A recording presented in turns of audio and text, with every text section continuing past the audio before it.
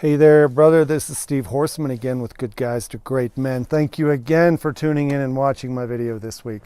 Today I want to talk about the 3 crucial masculine values a man needs to have if he wants intimacy in his life. Let's talk about intimacy and connection. Let's talk about self-respect.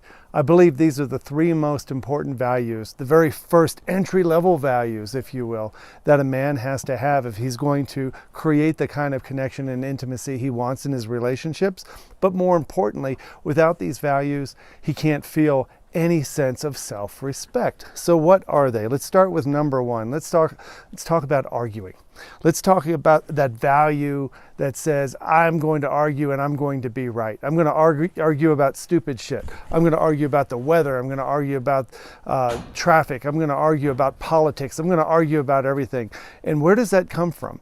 See, when we're not feeling self-respectful and we're not very attractive in an intimate relationship, it's because we're coming from a very, very small place. It's coming from that 13-year-old self where that little boy inside of us needs to be right. It needs to somehow defend our honor. So when we get into stupid arguments about stuff, we find ourselves debating, going tit for tat, trying to convince the other person. And in the case of a romantic relationship, you're trying to convince her that she's wrong and that you're right. Arguing, by its very nature, it has a lot of benefits when you're in an adult debate, right? When you're in a debate and you're having an adult, mature conversation and you're doing point counterpoint, it's useful. Yeah, great. But a lot of guys are in the habit of bringing out that younger side, the arguing over stupid stuff, because there's an inner need to be right. That inner need comes from feeling like you've been wrong or you've been accused falsely and you need to defend yourself. So that first masculine trait in masculine value is to stop arguing. I am a man who doesn't argue about stupid shit. Try that one on for the weekend. I am a man who doesn't argue about stupid shit. Number 2 is being defensive. I talked about that defensive behavior when you're arguing, but defensiveness comes from that need to prove that you're more worthy, that you're more valuable, that you're more worthwhile. And it comes from, again, that younger energy of trying to defend your honor, defend your value. And if you get accused of something stupid like, well, you put the forks in the dishwasher upside down, or you're driving too fast, or you work too much, or you're being an asshole, right? Whatever the accusation is, there's an inner boy who wants to defend that to make the other person wrong so he could feel better, because there's an inner suspicion that she might be right. And if you don't have enough self-respect about your own worthiness and your own value, then you're going to defend yourself all the time.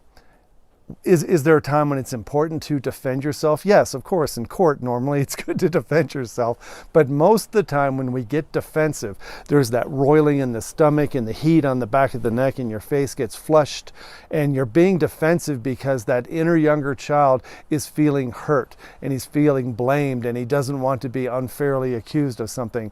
So he starts with a sentence with, well, I was just... Well, I was just. Every sentence that you utter that starts with, well, I was just, you need to eliminate from your vocabulary. That's a really good sign that you're coming from the wrong place. You almost never need to defend yourself. Almost never. Now, the third one is a little bit harder, right? These are all kind of hard, but the third one is total ownership for your emotions and total accountability for your reactions.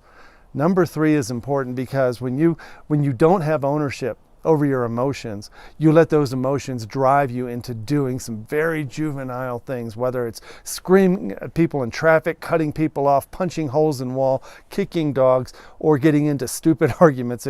If you're not taking total ownership for these feelings and understanding that these broiling feelings of anger and disappointment, frustration, and resentment that men get sometimes, if you don't own the fact that those don't define you, they're just feelings and they're coming from thoughts you have that you can think better about, then you're gonna step in it every time. And what happens when we don't take ownership over our emotions? That means we don't take responsibility for our reactions either.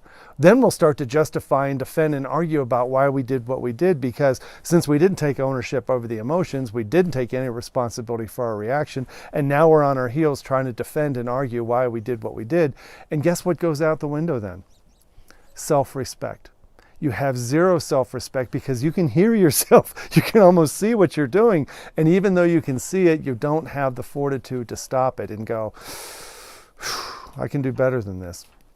An example of this is when we get pulled over by the cops, right? And I've been pulled over a lot because I tend to drive fast, which I'm taking ownership of. I drive faster than most. However, on this lonely, dark road here recently, Highway 287, dark, windy, cold, late one night, I was all by myself and I passed one of our troopers. And these guys hang out in huge 1-ton pickups with four-wheelers in the back. And this guy chased me down and I took a big, deep breath. When I was mad, right, you get that feeling like, oh man, but it was cold, it was windy, it was dark, and this is one of the deadliest highways in Colorado. I pull over to the left and I go over into this pull-off. It's on the other side of the highway, so we both don't get stuck on the side of the road with semis passing. And I rolled down my window, I had my insurance identification ready, and he walks up beside the truck, you know, like they do, like they think you're gonna shoot him or something. And all I could say is, good evening, officer. I'm sorry I made you have to get up and chase me. And he chuckled and he wanted to see my ID, and I was just quiet.